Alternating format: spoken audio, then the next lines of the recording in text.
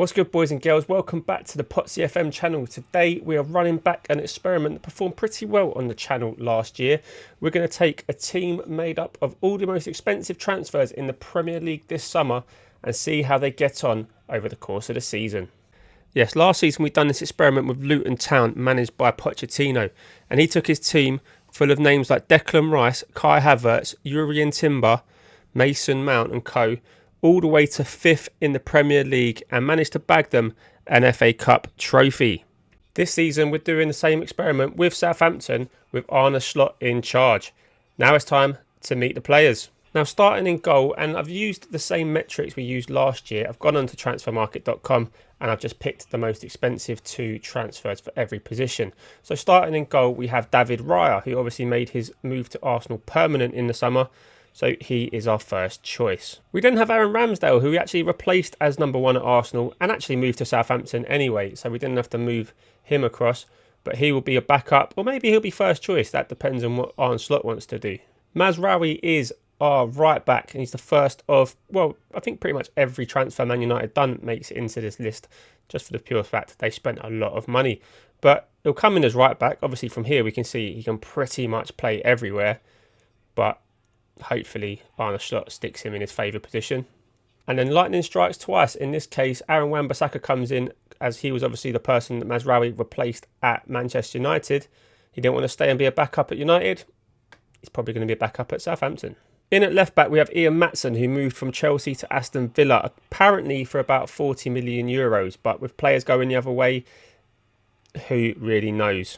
And his backup will be Lewis Hall, who also left Chelsea on a permanent deal this year. Although it was pre-arranged from last year, just like David Raya, it still went through officially this year, so he goes in. And we went with 4 centre-backs. Not really sure if 2 of them are left-sided, 2 of them are right-sided, but they're the 4 most expensive centre-back transfers. First, Mats Kilman, who obviously moved from Wolves to West Ham. We then have Matthias de Ligt, who went from Bayern Munich to Manchester United for a massive amount. Lenny Yoro, who actually goes into the under-18s of Southampton.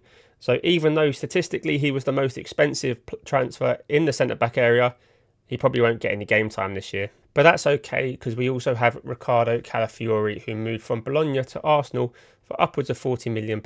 For central midfield, I decided to go with 4 central midfielders, 2 defensive and 2 attacking. And starting with the defensive midfielders, Manuel Ugarte, who moved to Manchester United from PSG on deadline day. And he'll be fighting for a position with Amadou Onana, who went to Aston Villa and has made a pretty good start to the season so far with 2 goals. It would be interesting to see which one of these 2 Slot prefers. Similar to the Lenny Yoro situation, Archie Gray comes in. He's probably not going to get any game time due to his age, but it'd definitely be one for the future. Kiernan Dewsbury-Hall also comes in for that central midfield spot. Can't see him getting as much game time with some of the players around him, but who knows? Maybe he just fits into Slot's formation perfectly. Another player that, due to his age, has gone into one of the developmental squads, Elliot Anderson, actually moved for over 40 million euros from Newcastle to Nottingham Forest. I didn't even know that transfer had happened, but he goes into this squad. He's in the under-21s. Maybe towards the back end of the season he might come in and get some game time. Probably not. And last but not least, for the central midfielders, Mikel Moreno. I'm sure he'll get plenty of game time. Haven't seen him in an Arsenal shirt yet, but he done well in the Euros for Spain. He comes with a high reputation from Sociedad, and I'm sure he'll do wonders this season. And in the central attacking midfield role, we're going to start with Emil Smith-Rowe, a player who's probably unlucky to see his game time diminish at Arsenal, but hopefully for him and for England, he can hit the ground running at Fulham and do very well. And hopefully in this universe, he does very well for Southampton. But he will be up against João Felix, who's moved to Chelsea, and he's a very good player. He's very good on FM.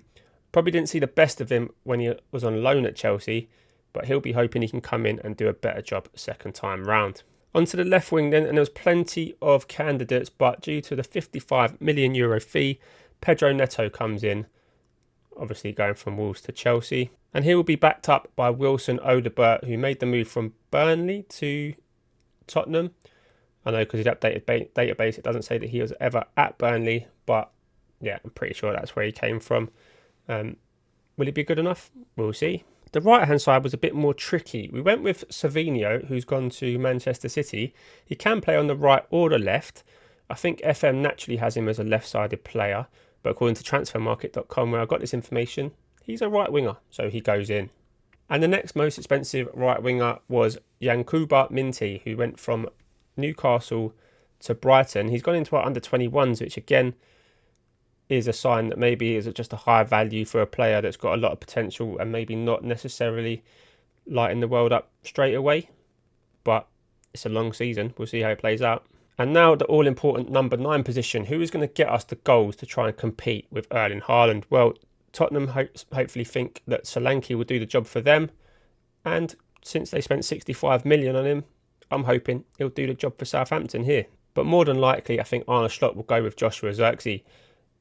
He's Dutch, so he'll have that kind of knowledge of him.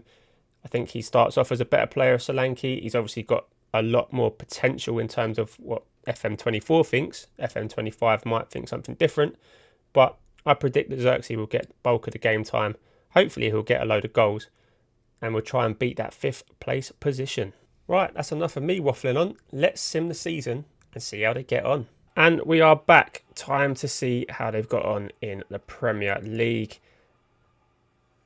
Oh, it's an 8th place position, so it's not as good in the Premier League, but I'm seeing a Europa League sign. So did they win the FA Cup just like Pottsy's men did?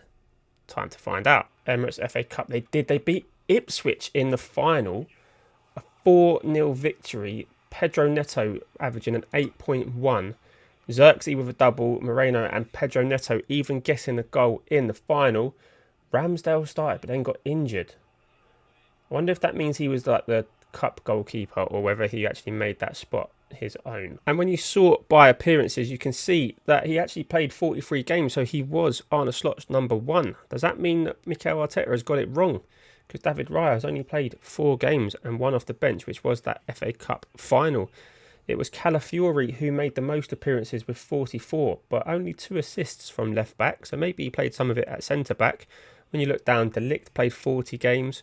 Wan-Bissaka played 42, although didn't play that final, and he's actually on the transfer list, which is strange. Kyle Walker-Peters played the final. He played 35 games. Maybe he played a lot of them at left back. Lewis Hall down there with only 1 substitute appearance, and the other left back was Ian Matson, who didn't even come off the bench. Wow. Mats Kilman as well, didn't even get a single minute. Harwood Bellis, who was already at Southampton but was another transfer, he didn't get a single minute either. So that is quite strange. Up front, it definitely went with Joshua Zirkzee, 36 starts, only 13 goals though. And where Solanke, majority off the bench, only 7 goals. So that is probably where they didn't perform as well. João Felix chipped in with 9, Pedro Neto with 8. Savinho got himself there, 6 goals. In terms of assists, it was Mikel Moreno from defensive midfield that got 9. Not huge numbers, it has to be said. If we look at the schedule, I mean, well, they started with a 2-2 draw at Manchester City, where they actually were 2-0 down as Solanke. So Solanke actually looks like he started with the number 9 shirt, and then it started to go a bit wrong. 2 defeats in a row before a confidence-boosting Carabao Cup win. Then it started to look a little bit better in September with a victory over Bournemouth. Zirkzee getting a goal there, so that's probably where he took the shirt. And then some of the bigger teams, Arsenal away a 3-0 defeat, United away a 2-0 defeat, Chelsea at home a 2-0 defeat, Brighton away a 2-0 defeat, then a 3-1 away at Ipswich. That was probably a big kick in the teeth, although they went and they actually beat Liverpool 2-1. So Arne Slot winning at Anfield, but not for Liverpool. That's a twist. They then drew 0-0 with Manchester City. So they held their own against the actual league winners. Didn't do great against Arsenal. They lost again. Didn't do great against Everton. They beat Manchester United. They drew with Chelsea. So they got a few revenge missions here. They got revenge on Ipswich. They lost to West Ham. They'll be disappointed with that. 2 defeats against Tottenham and Liverpool towards the end. And then obviously the crown jewel in the crown. Obviously a 4-0 FA Cup final win against Ipswich. And it was against Fulham in the semi-final. wow, so the big teams did not take the FA Cup final very seriously this year. Chelsea probably got the furthest out of them, but then lost to Ipswich in the semi. 5th round, that's where Arsenal went out again. I mean, Ipswich deserved to win it, I'm not going to lie. Man United lost there, Tottenham lost there. No Manchester City. Because Manchester City, did they go out in this round? Wow. 3rd round. Not sure I can be, but they went out to Burnley on a replay. Wow, no, it wouldn't be Vincent Company because he's at Bayern Munich. But anyway, we didn't come here to look at Manchester City. It's an up and down one. I mean, according to Transfer Market, where I got the transfer details from, there was £600 million less spent this summer than last summer. And last year, obviously, there was big £100 million moves for Declan Rice and stuff like that. Kai Havertz went big. And I guess this year, maybe looking at some of the signings, there was a lot more forward-thinking signings in terms of younger players. Maybe clubs trying to get round the financial fair play thing. I don't know. But last year's signings finished 5th. This year's signings finished 8th. They both won the FA Cup. So I'll let you make up your mind on which window was better. And once you have made up your mind, feel free to let me know down in the comments what you think. And if there's any more experiments like this you'd like to see, maybe I go and expand this out to Europe and see if all the transfers in Europe can go and win the Champions League. If that sounds like something you want to see, like this video, subscribe to the channel, drop a comment, say, Potsy, do the European thing, and I'll see you on the other side. Thank you.